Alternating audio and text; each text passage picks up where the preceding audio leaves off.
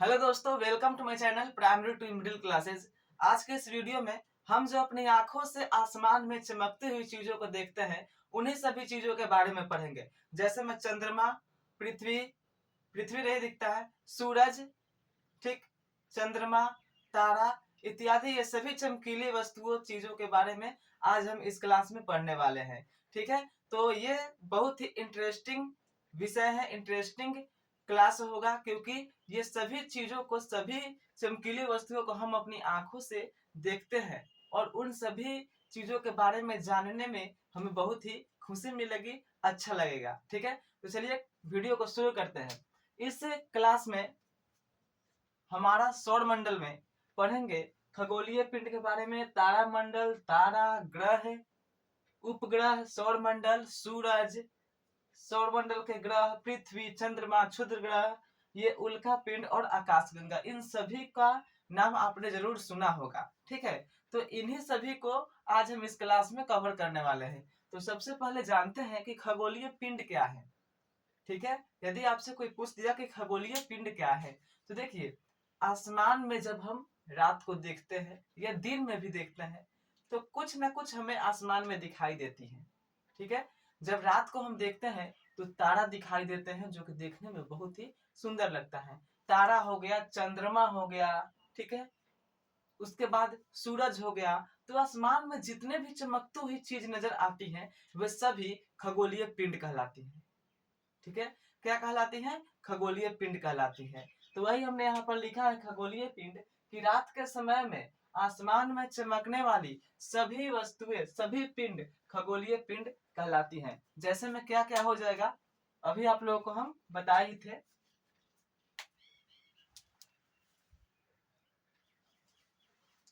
जैसे में आसमान में क्या क्या नजर आते हैं, दिन में सूरज आता है, चंद्रमा भी आ जाता है कभी कभी, और रात में तारा, चंद्रमा। तो लिख देंगे, जैसे में हो जाएगा हमारा सूर्य,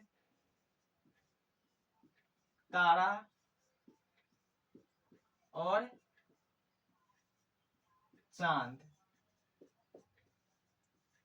ये सभी क्या है? खगोलीय पिंड है। सूरज, चांद, चंद्रमा, चांद और चंद्रमा एक ही है, तारा, ये सभी क्या है? खगोलीय पिंड है। ठीक है, और देखिए, खगोलीय पिंड जो है, कुछ खगोलीय पिंड बहुत ही बड़े होते हैं, तो कुछ खगोलीय पिंड छोटे होते हैं। कुछ खगोलीय पिंड जो होते हैं केवल गैसों से बने होते हैं और वे बहुत गर्म रहते हैं। ठीक है, वे उष्मा उत्सर्जित करते हैं। बहुत ही बड़े खगोलीय पिंड जो होते हैं, जिनके पास अपनी उष्मा होती है और वे केवल गैसों से बने होते हैं, बहुत ही भारी मात्रा में, बहुत ही विशाल मात्रा में उष्मा उत्सर्जित करते हैं। ठीक है, और वो प्रकाशित भी होते रहते हैं। ठीक, तो जैसे में ये सूरज भी है, जो कि एक खगोलीय पिंड है, ये भी गैसों से बना है, ये भी बहुत ही प्रकाश उत्सर्जित करता है। तो ये खगोलीय पिंड आप यहाँ पर देख सकते हैं कि सूरज जो है एक खगोलीय पिंड ही है। ये क्या, उष्मा से बना है और ये प्रकाश उत्सर्जित करता है।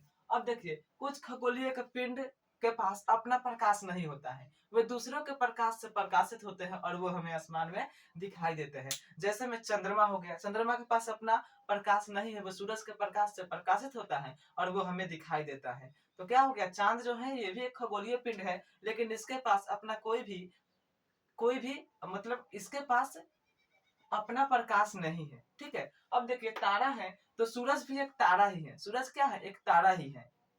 ठीक, सूर्य एक तारा है। तो तारा, जितना भी तारा है, उसके पास अपना प्रकाश है। ब्रह्मांड में, आसमान में बहुत सारे तारे हैं, जो कि सूरज से भी कई गुना अधिक बड़े बड़े हैं। ठीक है, ठीक, सूरज से भी बहुत बड़े बड़े हैं। तो जितना भी तारा है, वे सभी क्या है? खगोलीय पिंड ही है। तो तारा के बारे में और ये सूरज वूरज के बारे में हम लोग पढ़ेंगे अगले क्लास में बहुत ही अच्छे से। लेकिन चलिए, अभी जो हमने लिखा है उसको पढ़ते हैं। तो ये खगोलीय पिंड हो गए। खगोलीय पिंड कुछ बड़े आकार के होते हैं, कुछ गैसों से बने होते हैं, कुछ के पास अपना प्रकाश होता है, कुछ के पास अपना प्रकाश नहीं होता है। तो ये सभी है। चलिए, अब जानते हैं तारा क्या है। कोई तारा का परिभाषा पूछ सके, तारा क्या है, तारा किसे कहते हैं? रोज तो तारा को देखते हैं, लेकिन तारा है क्या?